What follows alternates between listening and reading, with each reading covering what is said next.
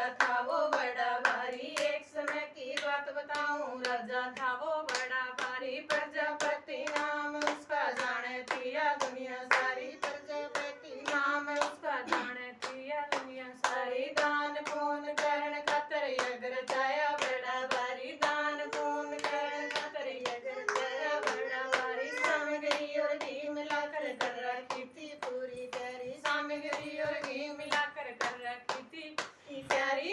तेरा घमंड करे राजा मैं, शिव ना भुलवाऊं मैं। ओ माँ की कथा सुनाऊं मैं। ओ माँ की कथा सुनाऊं मैं। पार्वती माँ कहने लगी मेरे पिता ने यज्ञ रचाया। पार्वती माँ कहने लगी मेरे पिता ने यज्ञ रचाया। मन ने उसमें जाना होगा बेशक नंदा को न्याय आया। मन ने उसमें जाना होगा बेशक नंदा को न्याय आया। शंकर जी ने बैठ के ने पार्वती को न्यू समझाया। शंकर जी ने बैठ के ने पार्वती को न्यू समझाया। बिना बुलाए जाइए मत ना को न्या हो सम्मान तेरा। बिना बुलाए जाइए मत ना को न्या हो सम्मान तेरा। तेरे पिता ने गौरा रानी करे था अपमान मेरा। तेरे पिता ने गौरा रानी करे था अपमान मेरा। बेशक चली जाइए